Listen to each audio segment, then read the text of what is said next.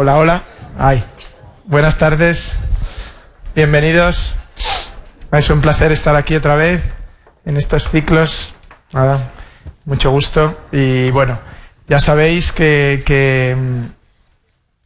tratamos, digamos, de hacer un comentario general sobre cómo la tecnología y el nuevo desarrollo tecnológico también forma parte de las películas y se incorpora al cine, cómo se utiliza, cómo sirve también para hacer el cine de siempre con maneras auténticamente novedosas. Y creo que hoy tenemos un ejemplo perfecto para continuar estas charlas, que es si siempre habréis oído a todo el mundo decir que hacer cine en España es un trabajo un poco de locos, de aventureros, de Quijotes, como si alguien tuviera que, no sé, plantar flores en el desierto del Sáhara, pues si encima hablamos de cine de animación vamos un escalón todavía más difícil, lo complicamos un poco más, pero creo que la pareja que tenemos hoy para hablarnos es una pareja que puede servir, su experiencia y su categoría profesional nos va a servir para ver también cómo podemos pasar desde la novela gráfica, desde el cómic hasta el cine de una manera natural, y creo que va a ser un placer para todos que tengamos esta tarde aquí a Ignacio Ferreras, el director de la película, Ignacio Ferreras, y Paco Roca, el autor de la novela gráfica original y uno de los grandes autores de cómic de nuestro país. Gracias.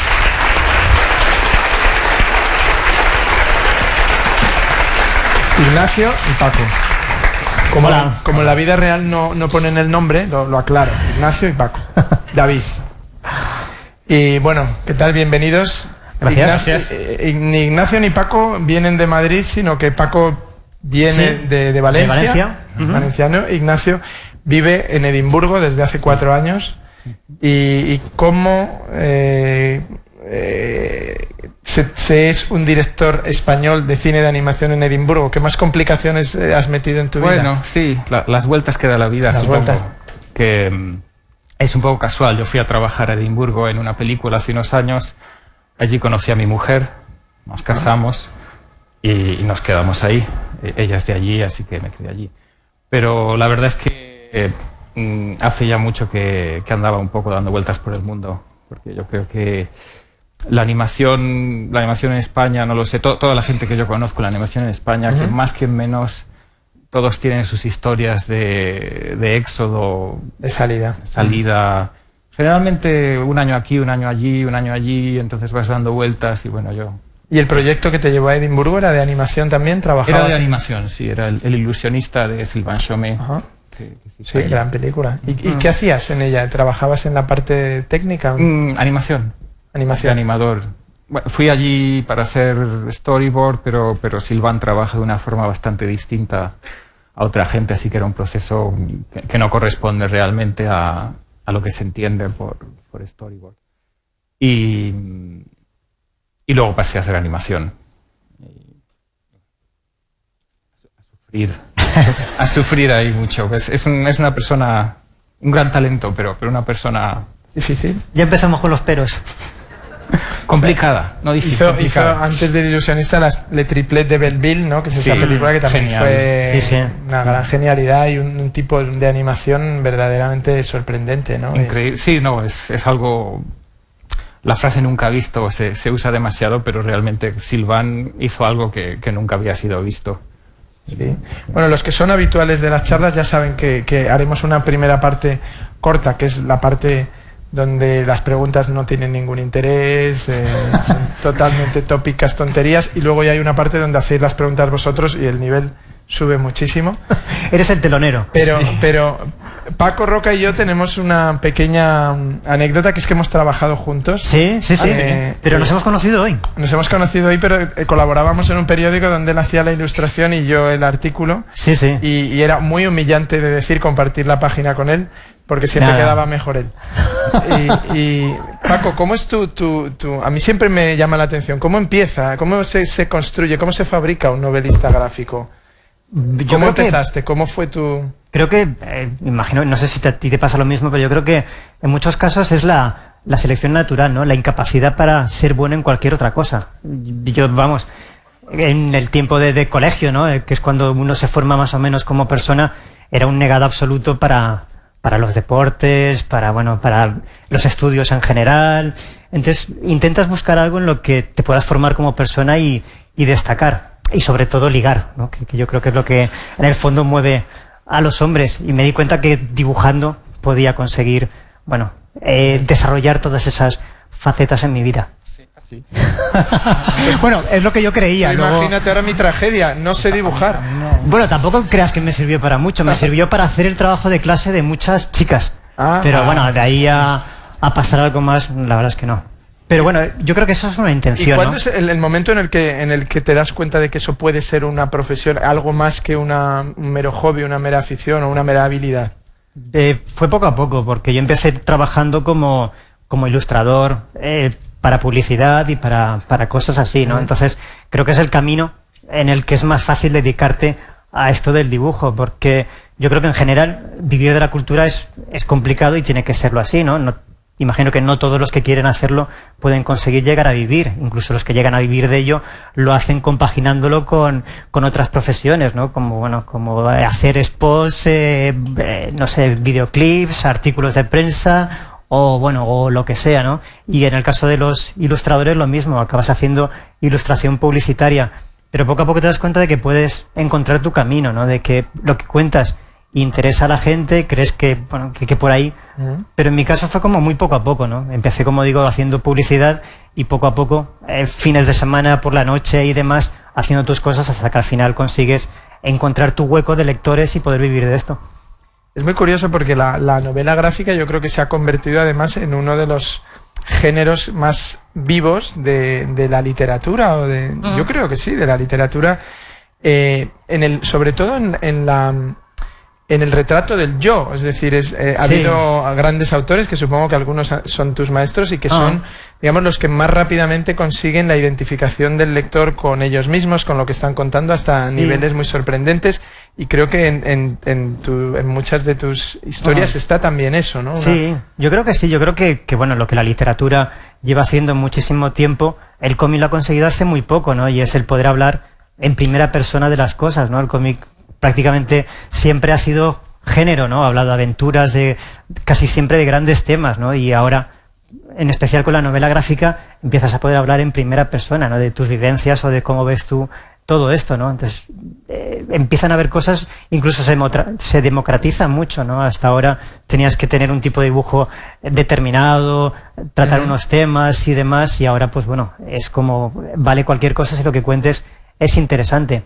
Y en ese sentido, sí, acabas desarrollando la necesidad de hablar en primera persona. En el cómic acaba teniendo que dibujarte, ¿no? Con lo cual acabas siendo un personaje. Con lo cual yo, que nunca había tenido ningún personaje, mi personaje soy yo. Ajá. Entonces, bueno, es como una cosa curiosa porque ya no sabes dónde termina tu personaje y dónde empieza el de ficción, y las cosas como que se entremezclan, ¿no? Por ejemplo, pues bueno, hice una serie que se llama Memorias de un hombre en pijama. Yo trabajo en pijama, pero bueno, en la intimidad, y es un pijama como polloso, ¿no? Como el que puede utilizar cualquiera. Pero hace poco inauguré una exposición en Valencia, en un museo, que era como, bueno, casi que el sueño de un dibujante de cómic, que siempre tenemos esa sensación de ser como de segunda fila, y de repente estás en un museo. Y para mí, bueno, si yo nunca me pongo traje, pero ese era el día de ponerse un traje. Entonces el director del museo me dijo, pero estaría muy bien que vinieses en pijama. Pero ya es como de, bueno, es que este es un personaje y es cuando ya todo se empieza a mezclar, claro. Y ya no sabes dónde acabas. Pero para mucha gente que piensa que es una profesión un poco enloquecida, tus libros ahora mismo, ¿en cuántos idiomas se publican? Están publicados en muchísimos sitios, vas a muchísimos sitios a dar conferencias, eres uno de los grandes autores referenciales, por lo menos de la novela gráfica española. Arrugas, por ejemplo, ¿cuántas ediciones internacionales tiene? La verdad es que no, he perdido un poco la cuenta, pero en bastantes. El último creo que es en Corea, es el último lugar en el que se ha publicado. Y yo creo que sea en Corea del Sur, porque en Corea del Norte no pagan derechos. No, digo porque yo creo no pagan que no, derechos. Tengo que enterarme muy bien, no he mirado el contrato. No, pero a ver qué Corea es. Me hace gracia porque muy a menudo cuando hablamos de la marca España y de la creación de la riqueza, se nos olvidan pequeños detalles como esto, ¿no? Que, por ejemplo, tú puedes viajar por el mundo y encontrar en cualquier tienda especializada de cómics o en cualquier librería popular un cómic como Arrugas y sentir que la marca España no es solo esta tontería que vamos diciendo por ahí, sino también mucho esfuerzo de mucha... Yo creo que eso es lo que nos olvidamos, o por lo menos a veces el gobierno se olvida, ¿no? De que en el fondo la cultura es lo que vende un país, ¿no? Y durante décadas hemos estado tragándonos la cultura norteamericana, por ejemplo, y bueno, y es una colonización cultural, y los franceses lo hacen muy bien, ¿no? Y aquí parece que, bueno, que la cultura no es como algo, vamos, que no sirve para nada o un capricho de unos pocos, ¿no? ¿Y Arrugas cómo llegó a tu vida? O sea, ¿cómo nació el proyecto de hacer Arrugas? ¿Cómo es el momento en el que dices, voy a hacer una novela gráfica sobre un tema así, que no creo que sea realmente habitual en la novela gráfica? Pero yo creo que también eso es lo bueno del cómic, ¿no? Que tienes una libertad creativa sin límites, más que convencer a un editor de que te lo publique, ¿no? Es como, bueno, como la literatura. El cine no, el cine tienes que conseguir que alguien ponga millones de euros para el proyecto. Pero el cómic es la libertad total, ¿no? Y puedes tratar cualquier tema. Y a mí, pues bueno, el tema de la vejez me interesaba porque mis padres, bueno, son bastante mayores y quería, en cierta forma, saber... Yo creo que cuando haces un cómic o cuando tú haces una novela o una película, yo creo que en el fondo lo que quieres es comprender un tema, ¿no? O llegar a empatizar con los sentimientos de alguien. Y para mí eso era lo que quería, ¿no? Comprender a mis padres, que sienten en este momento de la vida, pues con los achaques que tienen, con lo que les queda de vida, que sienten ante una sociedad que margina a las personas mayores, ¿no? Que parece que no cuenten para nada. De hecho, pues había una entrevista a Michael Caine hace unos años, cuando le dieron un Oscar por las normas de la Casa de la Sidra, y él se quejaba era el mejor actor secundario, ¿no? Y él se quejaba de que llegada a su edad en el cine tan solo se puede aspirar a ser un actor secundario, que ya no hay papeles protagonistas para las personas mayores. Y te das cuenta de que sí que es verdad, ¿no? Que en la ficción la vejez es como que no cuenta para nada, ¿no? Hay 1000 historias sobre la adolescencia, juventud, niñez y demás, pero muy pocas que traten como protagonista a la vejez, ¿no? Hay muchas que lo tienen como personaje secundario, pero muy pocas que tengan a la vejez como protagonistas. Entonces, bueno, era intentar hacer eso, ¿no? Hacer una historia en la que no hubiese gente joven e intentar empatizar. Si conseguimos con la ficción empatizar con un legionario romano, con no sé, un banquero, un lo que sea, Samurai. ¿Por qué no, no? Con una persona mayor y con sus problemas. ¿Y tú, Ignacio, cuándo cayó en tus manos Arrugas? ¿Cómo se cruzó en tu...? Cayó en mis manos, sí, por correo. Y fue Manuel Cristóbal, que debe estar por aquí, no sé, en la sala, yo creo, lo vi. Ahí está. Manuel Cristóbal, que me lo mandó. Y me lo mandó ya con la oferta de dirigir la adaptación. Así que yo realmente lo tuve muy fácil. No tuve que hacer nada. ¿Y qué habías hecho para merecer eso? Eso no lo sé. Mucha gente siempre se pregunta, ¿cómo se empieza? ¿Cómo puede alguien...? Es una pregunta... Siempre imaginas un productor que viene en tu busca. En tu caso ocurrió, pero ¿qué hay antes de que ese productor te haga ese envío? No tengo ni idea. ¿Habías hecho un par de cortos de animación? Tengo ni idea. Si me lo pregunto de verdad, no tengo ni idea. Porque realmente... Cuidado, porque puedo sacar a Manuel aquí ahora mismo y que nos lo explique él. Así que mejor da tu versión. Bueno, no, la verdad es que yo no sé. Nos conocimos en Dinamarca, yo estaba viviendo en ese momento allí. Ajá. Como éramos 2 españoles en Dinamarca, en el mismo sitio, nos dijeron, ay, como sois españoles tendréis mucho de qué hablar, ir a comer juntos. Y nada, bien, tal, qué bien. Y no sé, Manuel había visto unas cosas que había hecho, le dio por ahí de mandarme proyectos extraños y yo siempre decía que no. Decía, no, esto es interesante, pero es un poco una locura, no vamos a... Y de repente me mandó Arrugas, que no era una locura, me parecía un proyecto muy... Y nada, dije que sí. Pero yo tengo que confesar que soy muy malo a la hora de presentar proyectos, de buscarme la vida, así que tuvo que venir a buscarme. Para que te lanzaras. Para que me lanzara. ¿Y tú siempre has querido ser director de animación o has querido trabajar en el cine antes o qué es antes? ¿O has querido ser dibujante también? Yo hace mucho, cuando era joven, empecé estudiando cine de acción real, un poco, muy poquito.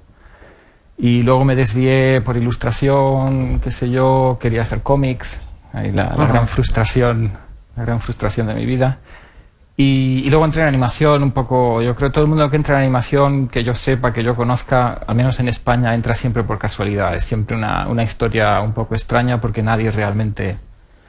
No hay un edificio al que entras cuando quieres estudiar animación. Es un amigo te dijo que tal cosa o qué sé yo. Entonces, un poco por casualidad entré en animación y bueno, ahí ya vas siguiendo. Y no lo sé, yo creo que cuando empiezas a trabajar en las producciones comerciales, en cierto modo yo perdí bastante el deseo de dirigir películas de animación, y porque bueno, seguro que lo sabes, te come mejor el estrés, la batalla continua, como las ideas. Y en animación creo que pasa mucho más todavía que en acción real, porque el proceso es mucho más largo por lo general, entonces las ideas se suelen desvirtuar mucho, cambian mucho, y llegas a ese terrible momento, la reunión con una persona que no sabes muy bien quién es, pero que por alguna razón tiene gran poder dentro de la película, y dices, sí, la película me gusta mucho, pero vamos a cambiar el final y vamos a poner un pony, porque a mi hija le gustan mucho los ponis. Y eso es un caso real, por cierto. y dices, sí, pero no sé por qué. Además, hay ciertas razones lógicas por las que no debería haber un pony. Porque estamos bajo el mar, por ejemplo. Es animación, la magia de la animación. Total que bueno, llega ese momento que dices, bueno, yo haré otras cosas en la vida, te ganas la vida con ello, que está bien o mal, o bueno, depende del año. Pero sí, pierdes un poco la sensación de que realmente con animación puedes hacer un producto que merezca la pena, que conserve una visión, ¿no? Pero con Arrugas realmente vino... Se nació Sé que para vosotros es fácil, porque tenéis una cabeza educada en eso, pero para seguramente mucha gente que está aquí, ¿qué tal? ¿Cómo se pone eso de ahí a ahí? Es decir, ¿cuál es el primer paso que dais? Es decir, ¿cómo tienes tú que hablar con Paco, convencerle de que eso animado no va a perder su esencia? ¿Cómo tú piensas que eso va a funcionar? Técnicamente también, ¿cuál es el primer paso que hacéis? Cualquiera de los dos, podéis. Hablar lo menos posible. Sí, no, la verdad es que es lo que hablábamos antes de entrar, que a partir de ahí seguimos siendo incluso más amigos de lo que lo éramos en un principio. Entonces, sí que es verdad que al principio tienes cierto miedo, ¿no? Porque no conocía a Ignacio, ya estaba contratado, digamos, como director, y no sabes muy bien por dónde quiere llevar la película, ¿no? Y también Manuel Cristóbal, el productor aquí presente, dejó claro que el terreno de cada uno, ¿no? Y dijo, pues bueno, que el cine era la dictadura del director. Entonces empiezas ya con mal pie, ¿no? De a ver esto en manos de quién. Y sobre todo porque es una historia que es muy, yo creo que está un poco en el equilibrio de que un poco más, si es, para mi gusto, muy sensiblera o en plan telefilm lacrimógeno y demás, ¿no? Entonces, en el cómic intenté, si tenía que caer hacia algún lado, hacia el de la frialdad, hacia quedarme como de cortar las escenas un poco antes de la resolución, digamos, de los sentimientos, y intentar también quitar muchos diálogos, porque también los diálogos casi era como dejar muy claro los sentimientos de los personajes. Entonces tuve mucho cuidado con esas cosas, ¿no? Entonces es una historia que creo yo que podía irse muy fácilmente hacia el otro lado. Entonces vas con un poco de miedo. Y tuvimos una reunión aquí en Madrid. Entonces fue como mientras le estaba estrechando la mano a Ignacio, como intentar, mirándolo, viendo a ver cómo me daba la mano, si la daba blandita, si era con energías y tal, intentando hacer un análisis rápido de quién iba a dejar la criatura. Pero sí que enseguida, pues bueno, conectamos sobre todo con la animación, y nos dimos cuenta que a los dos nos gustaba el mismo tipo de animación, la animación japonesa, y en especial la de los estudios Ghibli. Entonces a partir de ahí todo empezó a ir muy, muy fluido. Sí. O sea que Miyazaki os unió. Sí, en mi caso de alguna manera os Miyazaki. tranquilizó a los dos. Takahata también. Sí. Sí, entonces a partir de ahí yo creo que todo empezó a funcionar muy bien, ¿no? Y él tuvo su parcela, y también yo creo en el momento en el que sabes el terreno de cada quien, ¿no? De que, bueno, mi trabajo terminó en el cómic y aquí, pues bueno, haré lo que haga falta, pero esto va a ser otra cosa, ¿no? En ese momento te relajas y disfrutas. Yo disfruté mucho del proceso. Yo creo que eso fue importante, que cada cual teníamos nuestras... Y en cierto modo suena un poco así, pero el hecho de que yo estaba en Edimburgo y Paco estaba en Valencia, porque, hombre, siempre no tuvimos ninguna fricción, pero yo creo que fue debido a que tuvimos ese tiempo, de... ¿Alguna tuviste? Sí. Ah, sí, yo no me di cuenta. Sí. Pero porque era por mail. Entonces... Claro, es que no te cogí el tono. Yo lloraba por dentro, pero... Hubo un momento de tensión. Si no te diste cuenta por mis palabras, es que no me conoces. Soy un poco frío. Pero... No, pero bueno, es broma. Pero sí que hubo un momento que fue con los... Había una parte que a mí me gustaba mucho desarrollar, que era el diseño de los personajes. Porque, bueno, cuando haces un cómic haces diseño de personajes, pero bueno, muy para ti mismo y como muy por encima. Y desde pequeño que, bueno, hacer animación era algo que era como una espina clavada y, bueno, y esta parte me la tomé como con mucho interés. Y el diseño de personajes en animación es coger al personaje, pues todos los que aparecen en la película, y hacerlo girar, ponerlo de perfil, de frente y demás. Entonces los hice de verdad que con toda la ilusión del mundo y como además estaba bien pagado, le dediqué pues tiempo, ¿no? Y pues igual una semana para hacer un personaje. Y yo se lo enviaba por correo a Ignacio, entonces estaba como encantado de la vida de lo que había hecho, y al cabo de unas horas me lo devolvió lleno de tachones en rojo. Y desde que iba al colegio, que jamás nadie me había tachado un dibujo. Entonces, en cuanto lo vi, lo primero era personajes, claro. ¿Pero quién se ha creído que es? Pero estos tachones, para que entendamos todos, que era que, por ejemplo, te tachaba la nariz, decía demasiado larga o algo así, ¿o no? Había muchas cosas, sobre todo era por economizar. Había que hacer, por ejemplo, un lifting a las personas mayores, ¿no? Tenían que seguir siendo personas mayores, pero con las arrugas justas, porque a más arrugas, más dinero es de animar, quitar, por ejemplo, los botones de la chaqueta, era otra de las cosas, y luego cosas así. Sí, y luego algunas que estaban mal dibujado, pero sobre todo era de economizar. Entonces la verdad es que lo primero ahí era de, si lo hubiese tenido en Valencia, yo creo que ahora no estaríamos aquí. Yo no me di cuenta porque es algo bastante normal de la animación, que ni siquiera lo piensas, la verdad. No, pero bueno. ¿No te diste cuenta que había un autor ahí sintiéndose herido en sus la botones? sensibilidad no...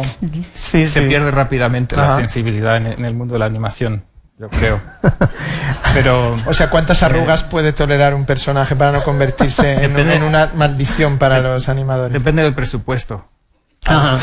A más presupuesto, más arrugas. A menos presupuesto, menos Con arrugas. Disney, vamos, aquello hubiese sido... O sea, es exactamente al contrario que en las películas de actores reales. Que a Keira Knightley hay que borrarle un defecto que tiene en la piel y te gastas en el ordenador la mitad del presupuesto. Exactamente. Aquí era al contrario, sí. Pero bueno, quitando eso, la verdad es que fue todo como muy fluido. Y a mí, yo aprendí mucho trabajando con Ignacio, porque cuando te estás haciendo, bueno, en este caso, el cómic, es lo que tiene los trabajos solitarios, que piensas que solamente hay un camino posible para contar esa historia. Entonces, cuando de repente lo coge otra persona y te quita como las barreras de los lados y ves que por ahí podía haber ido la historia y por aquí también, es como de, es verdad, ¿no? Y hay escenas, por ejemplo, una que a mí me parece genial y que cuenta muchísimo, y es en la que Emilio está en la primera noche en la residencia, y de repente lo alternamos con lo que está sucediendo en su casa, y estamos viendo como su hijo y su mujer están recogiendo toda su ropa del armario, la meten en una bolsa, se vacía la casa y ponen el cartel de se vende, ¿no? Es una simple escena, pero a mí me pareció impactante y que cuenta muchísimo, ¿no? Y dices, es verdad, ¿no? Podía haber mirado hacia un lado y ver lo que estaba pasando con estos personajes. Y la verdad es que eso es lo bueno que tiene trabajar en una película y luego pues caer en manos de alguien como Ignacio.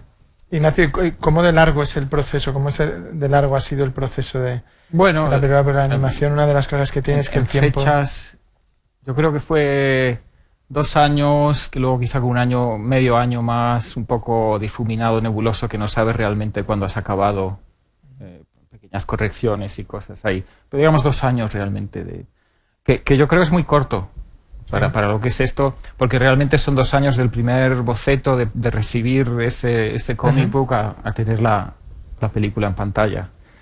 Entonces fue un proceso bastante, yo creo, bien llevado en el sentido técnico. Hicimos bastantes cosas un poco extrañas o inusuales. ¿Cuál es la primera secuencia que animaste que sirvió como ejemplo más o menos que enseñabais? Bueno, yo animar nada. Bueno, que pusisteis en movimiento para enseñarme, me imagino que para buscar financiación, para convencer a gente, esa es la cuestión, no tuvimos que hacer nada, gracias a Paco y al cómic al éxito de... lo que yo sepa, Manuel no sabemos lo que ha hecho. Manuel se ha ido. Seguro que Manuel seguramente no quería se ha arrastrado contestar por más de un despacho con 2 sí, minutos igual ha sido él el que ha tenido que hacer cosas fuera... Pero no pasamos tanto por ese proceso o yo no me enteré. Ajá. Más bien será eso. Yo seguía trabajando. Edimburgo está ahí, muy lejos. A mí nadie me contaba nada, lo cual es una suerte. Yo seguía perdido en mi proceso creativo. Así que yo creo que empecé por el principio, si no recuerdo mal. Literalmente por la primera. Por el inicio. Y trabajé cronológicamente de principio a fin. También había una razón técnica para esto, porque yo creo que una parte muy importante para mí fue el que yo quería hacer el storyboard completo de la película personalmente. Normalmente es algo que se contrata un equipo, 3, 5, 6 personas de storyboard artists que están trabajando bajo la dirección del director. Pero no sé, yo, habiendo trabajado bastante de storyboard artists, siempre he sentido que ahí realmente, cuando diriges la película y que te hace falta dibujarlo tú, que piensas un poco con la mano según dibujas. Entonces, si estás separado del proceso físico de dibujar los ángulos de cámara, las sutilezas, pequeñas sutilezas, no, realmente no estás en ello. Entonces quería hacer esto, pero claro, una persona sola haciendo el storyboard de un largometraje, pues tardas 1 año más o menos. Y eso es un periodo inmenso. Muy largo. Porque teóricamente no puedes empezar la producción de la película hasta haber terminado el storyboard. Entonces, como no podíamos permitirnos esto, después de ver uno de esos making-ofs en los extras del DVD de una película de Ghibli y ver que Miyazaki trabajaba por etapas, es decir, dividiendo el storyboard en acto primero, acto segundo, tercero, y que cuando terminaba el primero pasa a producción. Y tú sigues trabajando en el storyboard del segundo y mientras el equipo va trabajando y ellos van trabajando, tú sigues trabajando y te van alcanzando. Y al final tú acabas la película y ellos ya están ahí esperándote para seguir. De modo que no es 1 año de storyboard y luego 2 años de animación, sino 2 años en total, porque la animación ya ha ido. Así que... Pero entonces es muy difícil, ¿no?, trabajar así porque no hay vuelta atrás. No hay vuelta atrás. No hay vuelta. La dificultad... Cualquier variación, cualquier cambio. Sí, y eso sí era quizá la gran dificultad para mí, saber, bueno, si en el acto 3 se me ocurre una idea genial de algo que debería pasar aquí, pero que tendría que ser iniciada al principio de la película, desgraciadamente eso no puede ser porque no hay marcha atrás. Entonces sí que al principio pensé bastante, dibujé un pequeño esquema de cosas que tienen que pasar en el acto 1 que luego van a tener importancia en el acto 3 y bueno, poner todos los cabos que por supuesto partir ya de un cómic. Sin partir de un cómic hubiese sido seguramente casi imposible hacer esto, pero bueno, ahí había una base muy sólida. Entonces, bueno, con esto fue la parte más intensa para mí, digamos, creativamente, porque una vez tienes hecho esto ya creativamente lo has hecho todo, digamos. La animática es muy precisa, por razones de presupuesto, técnicas. Una vez has tomado una decisión ahí no puedes dar marcha atrás porque eso va a suponer miles, 10 miles, cientos de miles de euros. Sí. Entonces, una vez que has hecho eso, el resto del tiempo, el año que restaba, era un año de supervisar cosas, de intentar que el equipo se mantuviese próximo a esa animática original. ¿Y hasta qué punto era importante en el presupuesto, en el diseño de la película, la idea de animación para adultos, ¿no? Que es siempre una especie, sobre todo con respecto a la taquilla española, que es muy complicada y muy compleja en cualquier película, pero más en una animación para adultos, es decir, no hay un público formado para verlas, sí. Es casi siempre frustrante la carrera, digamos, de esa película. ¿En qué medida estabais ahí? ¿Lo tenías presente o trataste de olvidarte de eso o era algo que querías? Muy poco, la verdad, para ser sincero, muy poco. O sea, yo sabía el presupuesto y sabía que ese era el presupuesto y no iba a haber más. Y ¿Qué era en torno más o menos? ¿Se puede contar? ¿O? ¿Se puede contar? No está, así que se puede contar. Se puede contar. En torno a los 2 millones de euros. Es muy poco para una película de Una película de animación barata se suele 6 millones de euros como mínimo. Una de Pixar son 100. Sí, sí. O sea, las proporciones son completamente... Pero 6, 5 si ya te estiras es como lo mínimo. Entonces 2 era muy por debajo de lo mínimo. Pero bueno, entonces había esta limitación terrible. Pero entonces sí, obviamente eso era algo que marcaba mucho. Yo a la hora de hacer el storyboard, habiendo trabajado mucho de animación, creo que tenía una buena idea de qué cosas son caras de hacer y qué cosas no son caras de hacer, que a veces no es obvio. Entonces, al elegir los planos, intentar lo más posible hacer ángulos que funcionasen narrativamente, pero que al mismo tiempo no exigiesen una cantidad de trabajo que simplemente no íbamos a podernos permitir. Evitar los pies, por ejemplo, son cosas así a veces muy, muy sencillas, pero... y bueno, con todo eso, pues de ahí la cosa fue... Pero sí que es verdad que desde el principio yo creo teníamos que tener muy, muy, muy conscientes de que íbamos bajo mínimos, que no había tiempo de dar marcha atrás, que no había tiempo de cambiar nada, que las decisiones tenían que tomarse y una vez tomadas no cambiar, y todas estas pequeñas decisiones técnicas de bueno, a lo mejor hubiese sido bonito hacer esto, pero no podemos hacerlo. Y yo creo que como esto lo sabía desde el principio, no sentí en ningún momento que esto me limitaba creativamente. Por lo menos yo creo que trabajo casi mejor con una serie de limitaciones, siempre y cuando estén claras desde el principio, que a lo mejor si no hubiese habido ninguna limitación, porque eso te obliga realmente a pensar, bueno, cada cosa que esté en la pantalla tiene que realmente estar ahí por una razón. Claro. Porque...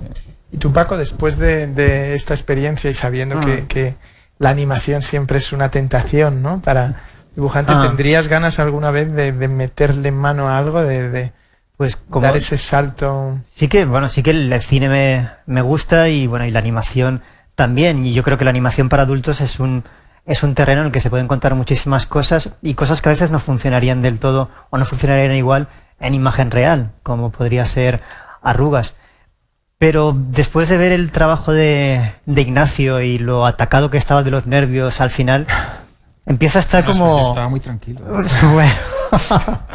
Pero sí que, bueno, un autor de cómic, o imagino que un escritor, su tiempo es 100% creativo, no piensas en nada más, ¿no? Más que en contar la historia y ya está. Pero un director de cine, de animación, está pendiente de esa parte creativa y al mismo tiempo en que si un estudio no está entregando tiempo, que si los animadores no están haciendo su trabajo, que si se está retrasando. Entonces me pareció que bueno, que era como un infierno, ¿no? Que un cómic lo controlas totalmente y digamos que el dinero no influye nunca en lo que quieres contar, ¿no? No hay ninguna limitación más que tus limitaciones como autor, ¿no? En la película, pues bueno, sí que hay muchas limitaciones que son ajenas a la creatividad. Entonces, bueno, me ha quitado un poco esa espina clavada de querer dirigir. Aún así, Ignacio Manuel me ha liado para... Digamos que hemos cambiado, en este caso, el tema. Ignacio ha acabado harto de la animación y quiere hacer cómic, y Manuel me ha pinchado para que deje por un tiempo el cómic y me meta en el tema de la animación. Entonces veremos a ver si cada uno después de esto vuelve otra vez quemado a su terreno. Veremos. Me está costando. ¿Sí? ¿Qué es lo que más te cuesta? Precisamente ahora lo acabo de pensar ahora mismo en esto que he estado dando vueltas, historias de cómic, tal, quería, y para mí es una... Yo antes de animación mi vocación, mi deseo era el cómic, siempre ha sido...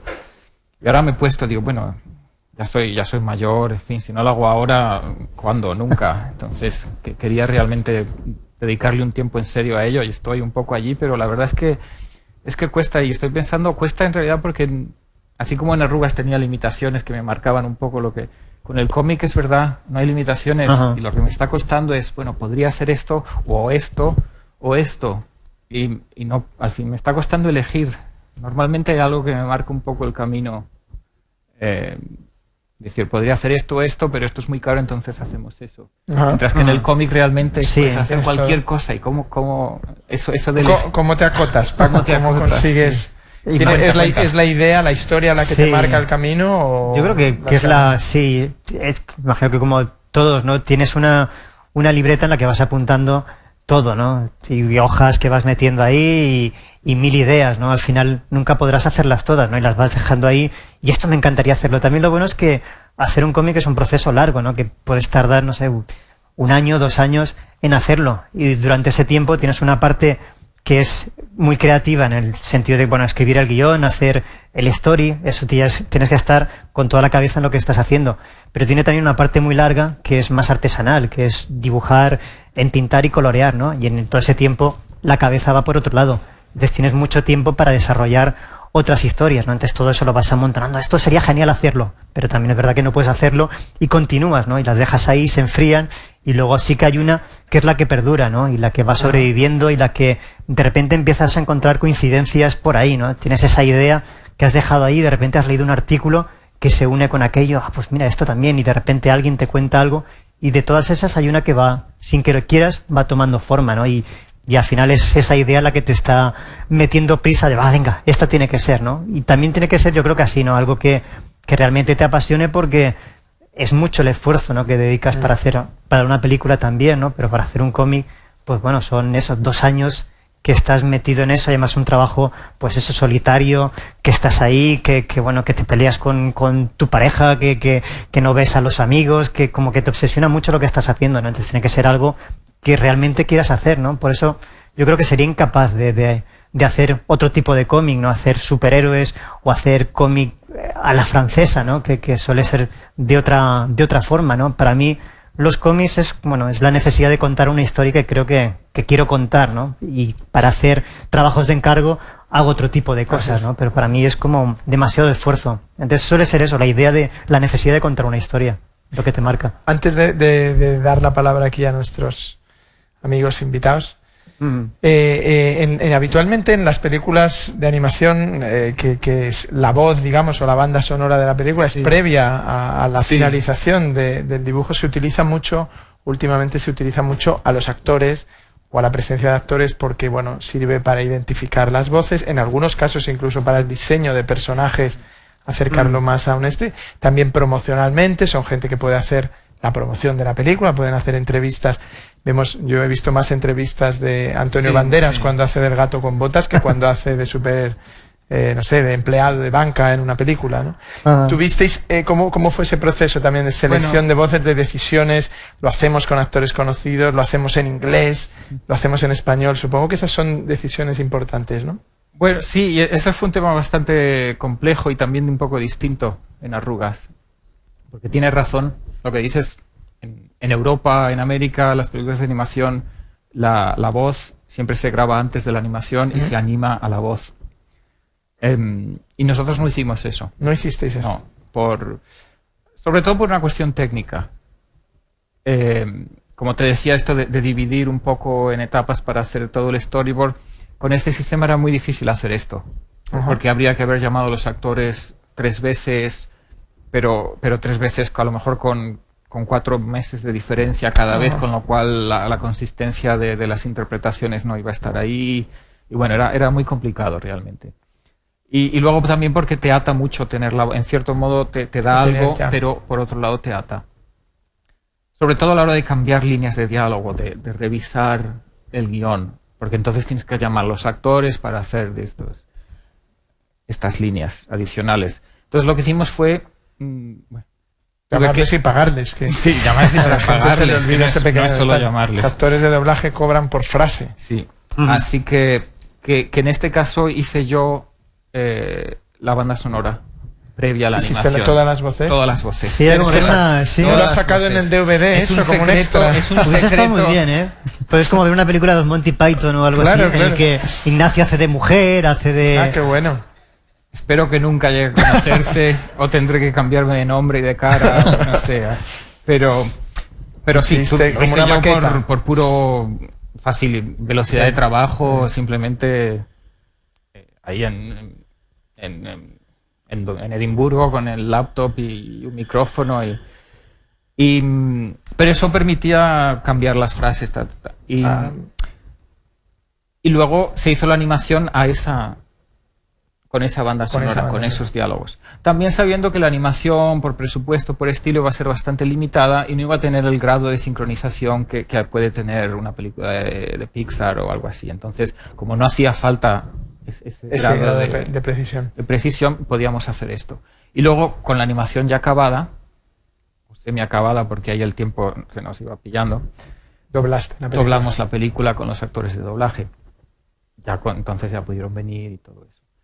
Y estuvo muy bien. Por un lado, porque tuvimos más tiempo para buscar actores. Porque claro, en vez de tener un mes, tuvimos 1 año y medio. Y era difícil porque la película originalmente se grabó en gallego y luego en castellano. Y queríamos usar las mismas voces. Entonces buscábamos actores que pudiesen hacerlo bien en los 2 idiomas. Y los encontramos. Fue un proceso de casting así bastante largo, particularmente para el personaje de Miguel, porque en un principio se me ocurrió ahí, fue una decisión del momento de que fuese argentino o un español, pero que había crecido en Argentina, que hablase con acento argentino. Y claro, luego resultó que no era tan fácil encontrar a un actor que diese ese personaje. Y lo encontramos realmente milagrosamente, el personaje perfecto, con la voz perfecta, de eso que escuchas. Yo solo escuché, claro, esto era solo doblaje, así que yo nunca había visto la cara de los actores. Me llegaban clips de audio a Edimburgo y yo escuchaba, no sé qué, y llegó la voz de este hombre, y esta es la voz, es la interpretación, es perfecto. Y luego lo conocí y además era idéntico. Sí, al personaje. Físicamente se parece. Absolutamente idéntico. Así que fue mucha suerte en un proceso un poco improvisado, que podía haber salido mal, pero al final salió bien. Y la película salió muy bien. Película que además ha tenido un recorrido muy grande, internacional. Sí. Es una película premiada en muchísimos sitios, que se ha visto en muchos países. O sea que podéis estar satisfechos. Gracias. Muchas gracias. Sobre todo tú, Ignacio, porque Paco ya había triunfado antes. Ya había triunfado, sí, eso es verdad. Es verdad. Déjame bueno, es vuestro turno. Si os apetece, a quien le apetece hacer cualquier pregunta, aquí tenemos una primera. Hacemos un proceso que es que, como hay 2 micros, le pasan el micro a uno y cuando te llega al micro, que hay otro aquí, ya tú eres el siguiente, ¿vale? Venga, cuando quieras. Hola, buenas tardes. Hola. Quería decir que me ha gustado muchísimo la película y la historia. Y esta pregunta es para Paco.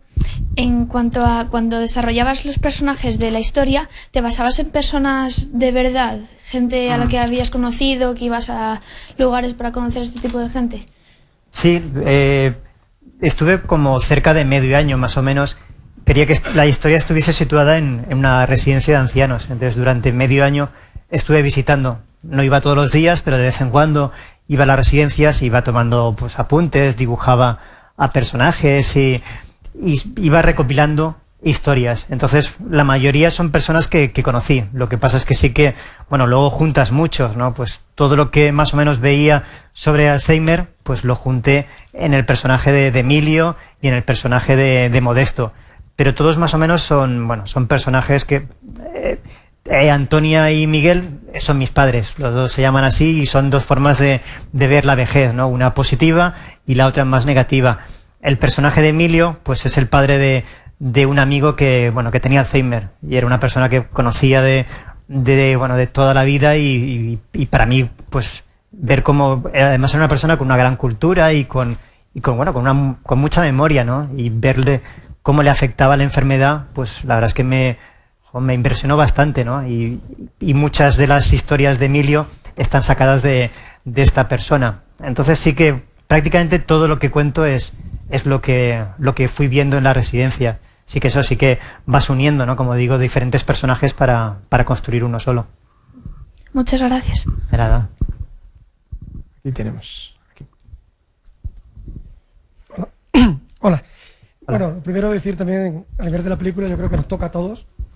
Habiendo vivido cosas parecidas, la verdad que es increíble. Como humano y como persona y como español, tremendamente orgulloso de lo que habéis hecho. Gracias. Me voy a la parte un poco de éxitos, ¿no? ¿Qué sorpresas supone el premio de guión adaptado en los Goya, ¿no? Para una película de animación? ¿Qué me podéis comentar al respecto de eso? Aparte de que sea también un Goya en animación, pero digamos como guión adaptado. Y luego también el comentario reciente, ¿no? Que se ha leído publicado de poder estrenar en Japón de la mano del estudio Ghibli. A ver qué me podéis decir de la parte esta, ¿no?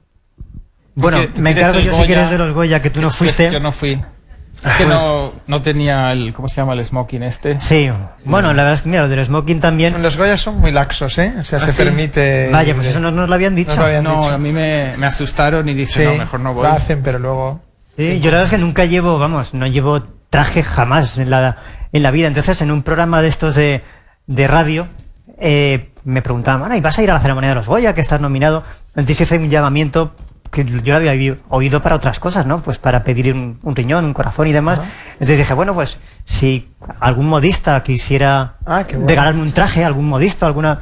Entonces hubo un modisto que me regaló el traje. Entonces fui a tomar medidas y demás. Yo creo que era más fácil arreglar uno de la comunión y habérmelo puesto que uno normal llevarlo a mi tamaño. Pero bueno, el tema es que durante semanas estuve yendo al modisto este para que me hiciese un traje y eso me pareció bonito de la ceremonia de los Goya. Pero bueno, lo del... ¿Un modisto valenciano? Sí, un modisto valenciano. Pero vamos a hacerle publicidad. Hombre, se llama se la Miquel merece. Suárez, sí, y vamos, y él hizo un trabajo excelente. Bueno, no contaré toda la anécdota del traje porque es larga y demás, pero bueno, a lo que iba, el tema de los Goya. Yo creo que fue... ninguno nos lo esperábamos, creo yo, el tema de guión adaptado, porque además ese año, bueno, la cosa estaba complicada, pues con todos los que estaban nominados.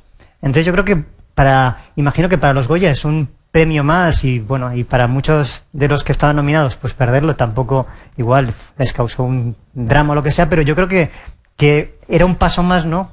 Para los Goya, pero un gran paso para la animación, ¿no? El pensar que una película de animación podía optar a ese premio. Entonces la verdad es que fue una alegría enorme, ¿no? Y luego tienes otra sensación, ¿no? Y es que tienes la sensación de como el tipo que invita a una fiesta y ese invitado a la fiesta lleva un amigo que no está invitado a la fiesta y que acaba bebiendo la bebida de todos, armando el follón y demás, y que luego se va con la más guapa de la fiesta, ¿no? Entonces yo tenía esa sensación, ¿no? De yo que en el mundo del cine no tengo ni idea y que de repente apareces ahí y parece que te estás robando algo que no te pertenece, ¿no? Entonces cuando estás ahí arriba lo que quieres es terminar rápido y largarte con el Goya por si alguien te lo quita. Entonces yo era un poco la sensación que tenía, ¿no? Como alguien que se ha colado en la fiesta y ha robado algo que no le pertenece.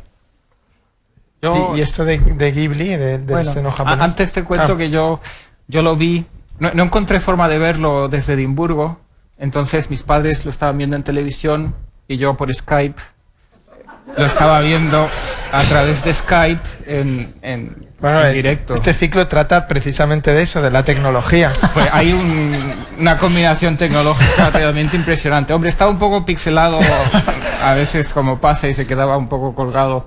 Pero sí, estos lo últimos vimos. los vi en un hotel y en la página web de televisión creo que ya los ponen en directo. Sí, pues es que soy un poco torpe. Sí, para otra vez que te pasa. Se ven con una especie de retraso, ¿no? Y tal, pero más o menos... Bueno, no caímos en eso. No, me gustan más los de Skype con tus padres. Sí, además, era más familiar. Hombre, claro, y se comentan las cosas. Y así que nada, muy bien. Mi mujer, que era también co-guionista, gritó mucho ahí cuando salió el nombre, y ya es más así. Expansiva. Expansiva, yo estaba como más. Ya se sabe que las escocesas... Yo estaba pensando, menos mal que no hemos ido, estaríamos ahí subiendo con cara de... Claro. Gracias. En fin. Así que... Y lo de Ghibli es realmente... fantástico, sí. Hoy por fin se da la noticia oficial, lleva mucho tiempo en el horno, digamos. Y no sé, yo creo que ha surgido de muchas cosas. Yo soy un gran admirador, un gran fan del estudio Ghibli y del trabajo de Isao Takahata en particular, que quizá es un poco menos conocido que Miyazaki fuera de Japón. Y bueno, para mí, haciendo arrugas, yo pensaba mucho en las películas de Takahata porque es un tipo de cine que creo que es... ¿Cuáles son tus favoritas de él? Diría que Omoide Poroporo, que es Only Yesterday, se suele traducir, y bueno, La tumba de las luciérnagas también, las dos. Y bueno, como era una cosa así, pensé, me encantaría, sabía que Manuel también estaba, que quería probar de intentar distribuir la película en Japón.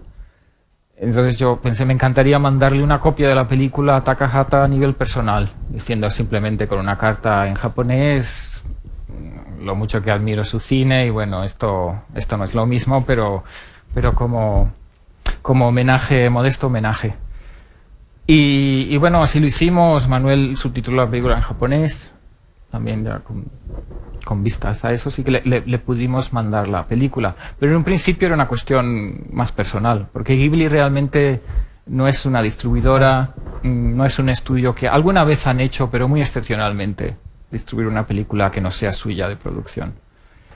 Y bueno, se hizo, Takahata la vio y dijo, por lo visto, dijo que esta película debería estrenarse en Japón.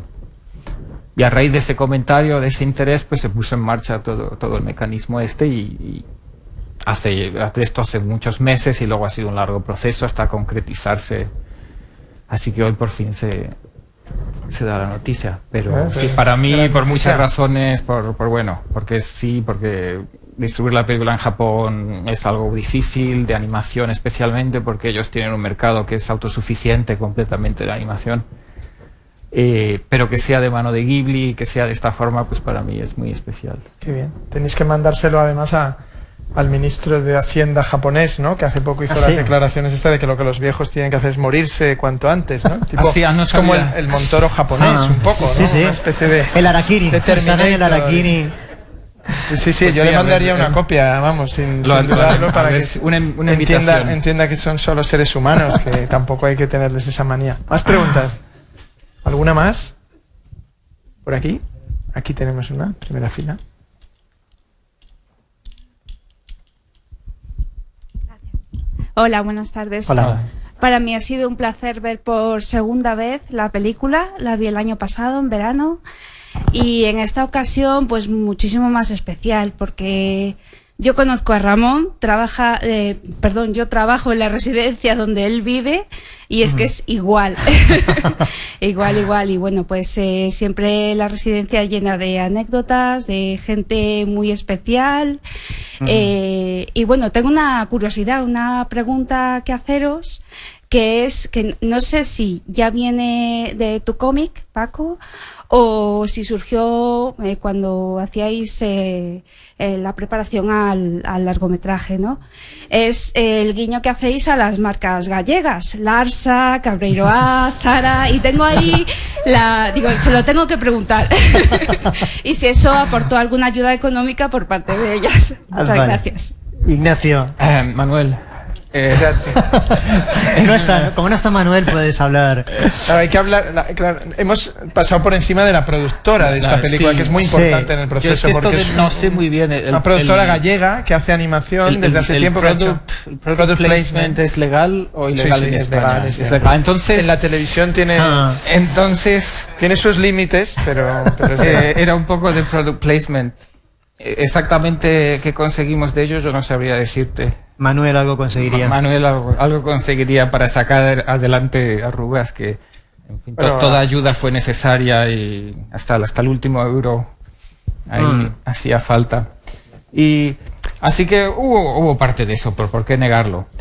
Por otro lado, la película se desarrollaba en Galicia, así que era normal. Y obviamente en una residencia en cierto modo puede estar en cualquier sitio del mundo, así que tienes muy pocas cosas en las que apoyarte para darle un poco de sabor local.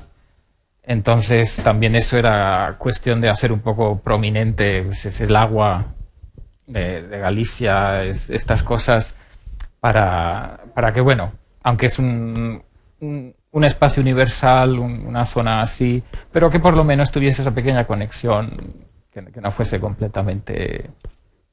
anclarla mucho en la realidad, digamos. También porque la animación es fácil olvidarse de esas cosas. Una botella de agua puede ser genérica, cualquier cosa. Ayuda mucho poner un poco ahí de detalle. Y también James Bond lo hace y no necesita el dinero, ¿no?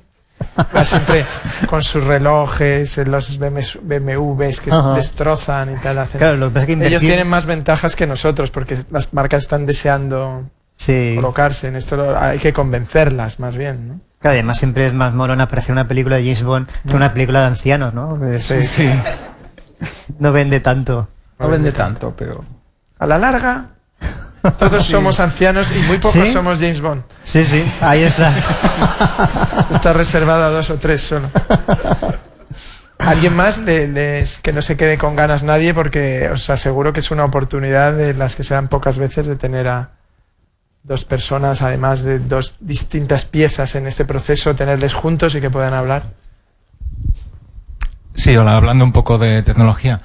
Para un creador de cómics, ¿qué oportunidades tiene en la tecnología actual, sobre todo en métodos digitales, de ir un poco más allá del mero dibujo a la hora de expresar una historia, de contar una historia? ¿Tú tienes alguna idea en mente para el futuro de adaptar tecnológicamente algún medio tecnológico para dar un aspecto nuevo al cómic, por ejemplo, o tener herramientas nuevas de contar una historia, sin salir demasiado del cómic, sino adaptándolo? ¿Te refieres como medio? Sí, tipo... No como herramienta de trabajo. No usar papel, sino tabletas. ¿Qué oportunidades tiene una tableta, por ejemplo, para mostrar un cómic de una manera un poco... mezclando un poco de animación, quizás? No lo sé, ahí no lo sé. Vamos, ahí el creador del cómic es el que tiene la palabra. ¿Pero has pensado en ello en algún momento? Sí, lo que pasa es que también es lo que te da un poco de vértigo, ¿no? Porque hay tantas posibilidades y empiezas a salirte de lo que realmente es un cómic, ¿no? Que el cómic en sí lo condiciona el formato, ¿no? Que es papel, que son páginas. La lectura del cómic está condicionada a eso, ¿no? Que puedes pasar de la primera viñeta a la última de una mirada. Eso te condiciona, ¿no? Esa forma de leer. Entonces, cuando pasas a otro soporte como el digital, empiezas casi que de cero, ¿no? Y te abre, claro, otras posibilidades. Pues al mismo tiempo que el cómic durante 100 años ha desarrollado unas herramientas, el digital de repente te abre todo y es un terreno sin explorar. Entonces sí que hay autores que ya empiezan a hacer ese tipo de cosas, ¿no? A experimentar con la tableta, con el tocar y que sucedan cosas. Pero a mí me sigue dando como mucho vértigo, ¿no? Y como en el fondo lo que me gusta es contar historias y bueno, dentro del formato del cómic puedo contar lo que quiero, en cierta forma debería de explorar, ¿no? Pero como que me da bastante pereza, ¿no? Lo que decía antes igual Ignacio, ¿no? Que tienes infinidad de caminos posibles, ¿no? Y me da como empezar a explorar por ahí, me da como muchísima pereza, pero sí que es verdad que es un camino. Yo creo que posiblemente ya no será cómic, será otro tipo de cosa, otra narrativa y demás, pero coexistirán durante, yo creo que muchísimo tiempo, ¿no? Tienen muchísimas ventajas, por ejemplo, el cómic digital pasado tal cual, ¿no? Pasado del formato del cómic, que es lo que se hace ahora en la mayoría de los casos, al digital, sobre todo, pues bueno, el que puedes llegar a cualquier parte del mundo al instante y que tu trabajo no se descataloga nunca, ¿no? Que eso también con la limitación de las librerías es un problema, ¿no? Que estás trabajando durante años en un álbum y en un libro y al cabo de un año ya está prácticamente fuera del circuito, ¿no? Sin embargo, en Internet puedes estar siempre. Entonces sí que te abren una cantidad de posibilidades de todo tipo, ¿no? Narrativas y de divulgación, pero que me da como mucha pereza. Gracias. ¿Hasta qué punto el ordenador es importante en tu trabajo ahora, en el proceso? Yo creo que ya sería imposible trabajar sin él, pero sigue teniendo una parte manual importante, ¿no? Vas y entras del ordenador. Por ejemplo, escribir el guión lo escribes con el Word, por ejemplo, y bueno, ya sería incapaz de escribirlo de otra forma. Luego pasas al papel, del papel escaneas, haces cosas con el ordenador, montas, tal, vuelves al papel, haces montajes, cambias viñetas, rectificas cosas, o sea que ya es como una pieza más del del proceso, ¿no? Y ya dependes de ella y sería ya incapaz, ¿no? Yo creo que dentro de lo que no trabajas tampoco demasiado, pero bueno, ya es una pieza imprescindible. Y por ejemplo, en la edición electrónica de un álbum, ¿lo supervisas? ¿Se hace un nuevo diseño, digamos, de paginación para los que lo leen en un reader o en estas cosas, las que haya? Es todavía, yo creo que es... hay una empresa, digamos, que se encarga de convertir el papel en formato digital. Entonces yo creo que todavía estamos en la época en la que todavía no se sabe muy bien cuál es el camino, ¿no? Porque tiene efectos, pero no es exactamente la página, o sea, ni es exactamente la página, ni aprovecha todas las oportunidades que te da la animación, ¿no? La animación digital, que puedes crear una narración, pues bueno, ya no tiene sentido verlo por páginas, porque, bueno, ¿por qué no? Que sea un continuo, ¿no? Que empieces por la primera viñeta, ya no tienes por qué pasar de página, ¿no? Ahora seguimos todavía con esa mentalidad, igual que un libro, ¿no? De pasar a la siguiente página. Entonces yo creo que todavía estamos ahí un poco a medio camino. Entonces, las cosas que, bueno, hay un par de cómics que están en digital, de mis cómics, pero bueno, no sé yo muy bien. El proceso que han seguido. Sí, hacen un poco ahí lo que ellos piensan que es la adaptación al digital. Aquí, Ignacio, antes de dar paso a la última pregunta, siempre hacemos una pregunta a los directores que han pasado por aquí, que es pregunta a veces un poco incómoda, pero muchas veces siempre disfrutamos mucho con la respuesta, que es si hay alguna frustración en la película, no las masivas que todo director tiene de me gustaría haber hecho eso, sino una particular que puede ser con respecto a la carrera, que puede ser con respecto a un detalle, al origen, al proceso, al futuro, al pasado, a lo que quieras. ¿Qué queda ahí de arrugas que dices si pudiera volver a...? Así de golpe, espontáneamente, la primera cosa que... Pues... Hay el plano casi al final donde Emilio sonríe, que debió haber sido más largo. Siempre lo supe desde el principio. Pero había cuestiones técnicas de la música, empezaba tal cual, tenía que acabar en tal punto, no se podía... Y siempre, cada vez que lo veo, digo, ese plano tenía que haber sido el doble de largo. Pero bueno, no pude cambiarlo. Y hace un mes o así, en la ducha, de repente dijo, ay, si hubiese partido por aquí y hecho esto, podía haber hecho ese plano más largo. O sea que tu versión del director de la película sería igual, pero con ese plano más largo. Yo pagaría por esa edición, ¿eh? Sí. Y es que... Bueno, hay otro plano que también debería haber sido un poco más largo, pero ese no es tan importante.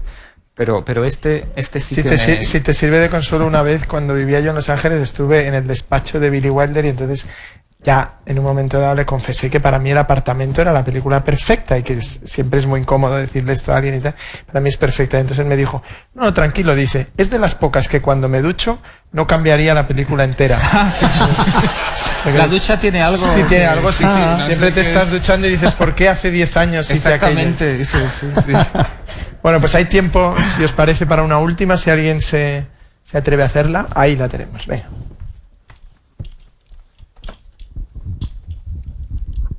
Hola, buenas. Enhorabuena por la película, ya la he visto como 3 o 4 veces y cada vez me gusta más. Impresionante. Una pregunta para Ignacio, o sea, estamos viendo la buena salud que tiene a día de hoy la industria de la animación en España. Bueno, más o menos, o que se va pretendiendo que tenga, y precisamente por ahí va la cuestión. Desde fuera, que estás tú, has dicho en Edimburgo, ¿qué imagen se tiene de la animación española? Y tal y como se ve desde allí, ¿qué creerías tú que hace falta para que termine de despegar o para que se termine de dar cuenta de la calidad que hay? Bueno, entonces no hay más preguntas. ¿Cómo es el...? Bueno, esto de la salud es un poco como mi salud. Seguramente me ves bastante sanote si yo te empezase a contar todo lo que tengo. No lo sé, yo aquí no quiero hablar como que sé de lo que estoy hablando, porque realmente no sé de lo que estoy hablando. Productores tendrían que hablar, aunque en este tipo de cosas la verdad es que los productores siempre mienten, así que es una cosa ahí. A ver cómo sales de esta, ¿va? Sí. Que te veo que no encuentras Yo no quiero... No lo sé, la verdad es que la industria de la animación española siempre ha sido, yo digo, siempre estás a punto de despegar y al borde del precipicio. Y por ahí nunca sabes bien por dónde va. Es algo muy difícil. No sé, no tenemos realmente la continuidad de trabajo para mantener, yo creo, lo que debería ser ese flujo de trabajo. Y eso obliga a que los profesionales generalmente acaben yéndose aquí y allá. Lo cual es hasta cierto punto normal porque luego vuelven. Pero bueno, a veces no volvemos. Y eso pues crea dificultades. No lo sé, es una... Se habla mucho de la industria de la animación y tal, pero hasta cierto punto es una industria, yo creo que siempre está empezando. Todavía está ahí, es como que está todo por hacer. Y no solo en España, por cierto, esto te pasa a cualquier otro país europeo, con la posible excepción de Francia, pero incluso Francia es un mundo que siempre, cada año prácticamente, es ¿qué vamos a hacer ahora? ¿Cómo vamos a...? Porque siempre está ahí Estados Unidos y siempre está ahí Japón, sobre todo Estados Unidos. Entonces, es muy difícil. De momento, yo creo que es una industria que se mueve casi exclusivamente a nivel creativo. Se hacen películas porque la gente quiere hacer películas y tiene ese deseo. Comercialmente es siempre una cuestión bastante peliaguda de cómo rentabilizar estas películas, porque la animación es cara. Entonces, no lo sé. ¿Cómo se ve la cosa desde el extranjero? Yo la verdad es que vivo muy aislado, así que no te puedo decir nada. Bueno, si no sabía ni la mayoría de noticias sobre política en España, yo ni nada de esto. No veo los noticieros, yo hago mis cosas ahí, vamos al parque mucho, paseamos a los perros y tal. Entonces... Te quedaste en España va bien, ¿no? Sí. ¿Cómo se ve la animación española en Edimburgo? Es una pregunta que la verdad, o en el Reino Unido, me coges... Yo no sé cómo ven nada, tampoco les entiendo muy bien, la verdad. Pero... Así que no lo sé, no hay duda, no hay que engañarse y decir, sí, bueno, tiene un nombre internacional increíble, vamos, vas ahí, tú dices a la gente soy español y dicen, sí, la animación española, es una cosa... No... Entonces, no lo sé, es eso, es un campo en el que diría, está todo por hacer, aunque llevamos mucho tiempo haciéndolo, pero sigue estando todo por hacer. Cada película es una nueva lucha, una nueva cosa ahí que tienes que sacar adelante. Y bueno, la ventaja que tiene esto, si alguna tiene, es un poco eso, el hecho de que son películas que quieren hacerse. La mayoría, que no es tanto una maquinaria comercial que esté ahí, bueno, tenemos que hacer la película de este año, ¿qué vamos a hacer este año? Hay que hacer alguna. Entonces, no, es gente que lleva mucho tiempo pensando en una película, que le intenta. Entonces, Arrugas fue mucho esto. Manuel sabrá cómo se atrevió, por qué, o en fin, hacer una película así, que en principio... Pero un estudio americano jamás se hubiese atrevido a hacer una película así, porque ellos están en esto por dinero y nosotros estamos en esto con la esperanza de hacer dinero, pero bueno, en el fondo estamos acostumbrados a no hacerlo. Entonces, no lo sé, en fin, no debería seguir hablando, pero que la pregunta ya... Ahí lo muy bien, la verdad.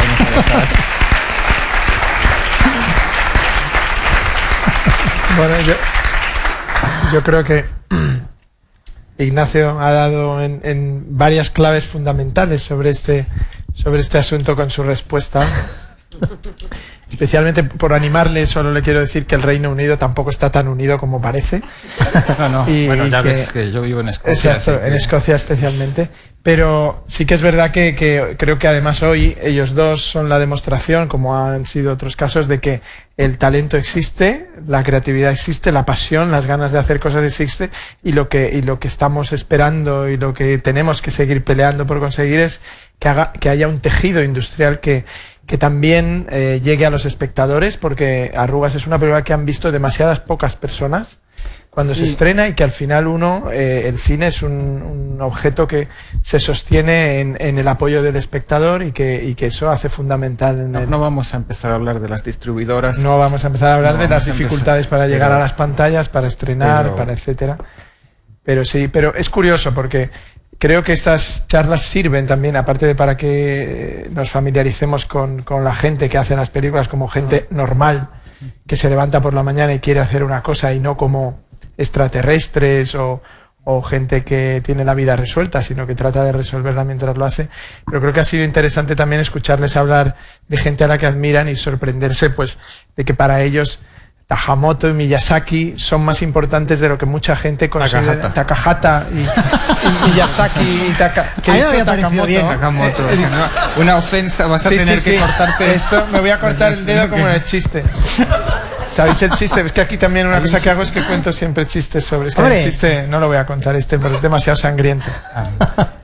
Pero que yo creo que es lo que tenemos que hacer, pasar esa barrera que nos deja solo en aquello que nos ponen en las pantallas que nos rodean más cercanas y que no nos dejan admirar las otras que hay. Así que para eso estábamos hoy aquí y por eso te agradezco mucho que la buena salud de la animación española la hayas puesto en donde tiene que estar, que es en la sala de cuidados intensivos. Sí.